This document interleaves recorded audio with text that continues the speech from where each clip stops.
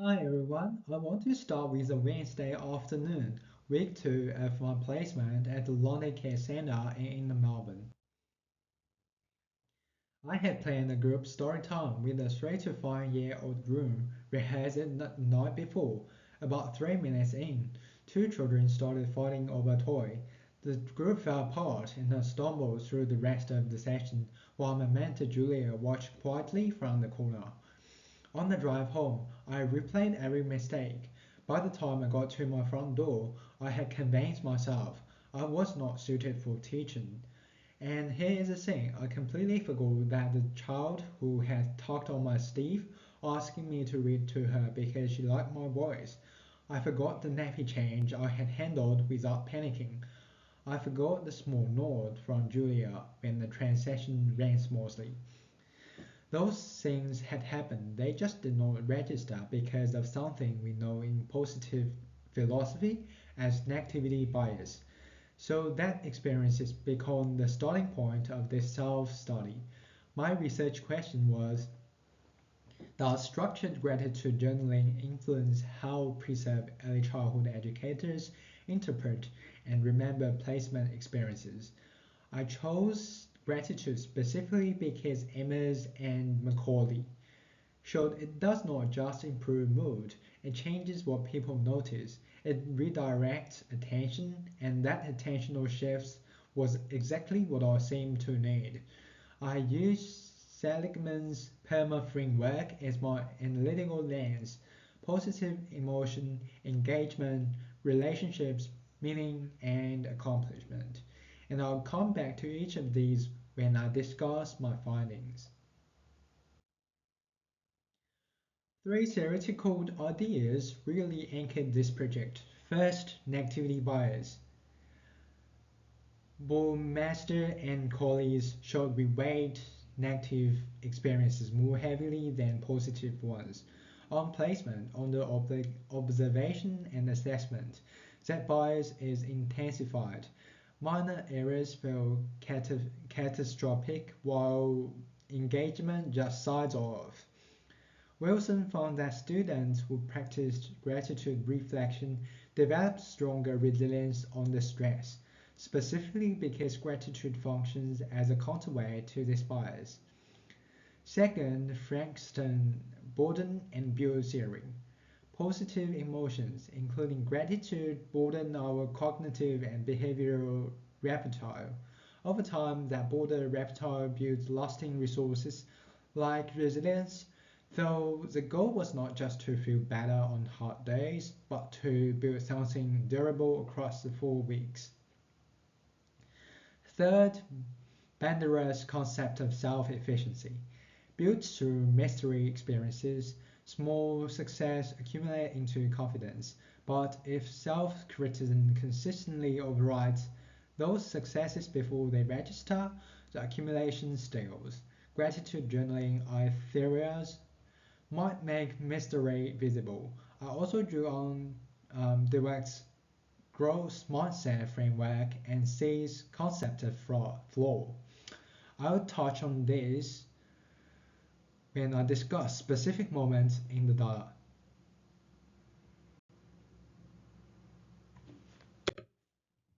The methodology was oceanography, a form of self-study described by Ellis as using personal experience as data, not just reflection. The difference between keeping a diary and doing research is that oceanography connects lived experiences to existing theory and wider cultural meaning. I used three data collection tools across the 4 weeks. Daily reflective journal, free writing plus three specific gratitude moments, written within an hour of arriving home. Specificity mattered. Child M asked me to sit with her at lunch for a second day in a row. Counted. The children were nice. I did not count. I completed 11 entries across the 4 weeks. Weekly incident reflection. Rereading that week entries and writing about one or two emotionally significant moments. Brief weekly summary. Consistent questions about what I was noticing and what occupied the most mental space. The findings are best understood chronologically. The changes were gradual and would lose meaning if reorganized. My week one entries were predominantly negative in emotional register, and my gratitude items were strained. So on day one, I wrote grateful for the room smelled nice when I arrived. That is not gratitude, that is grasping. The free writing and gratitude sessions were almost entirely disconnected. But by day three, something small happened. After Play-Doh activity went better than expected. The same moment appeared in both free writing and the gratitude session for the first time. It was a small activity, but I noticed it on Friday when I reread the week. Week two is when the storytime disaster happened. My journal entry was my longest, nearly 2 pages, and about 80% of it reconstruct what went wrong. But at the end I wrote, I almost did not write anything of sat down because I felt like I did not count compared to the group time disaster. But I guess it was not count. Maybe matters.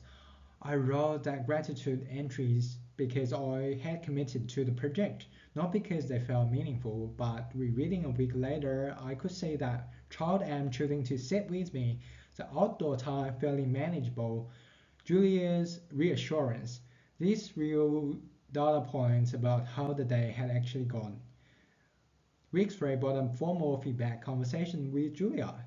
She named 2 areas for improvement, clearer instructions, better positioning, and he said my relationship with the children was clearly genuine.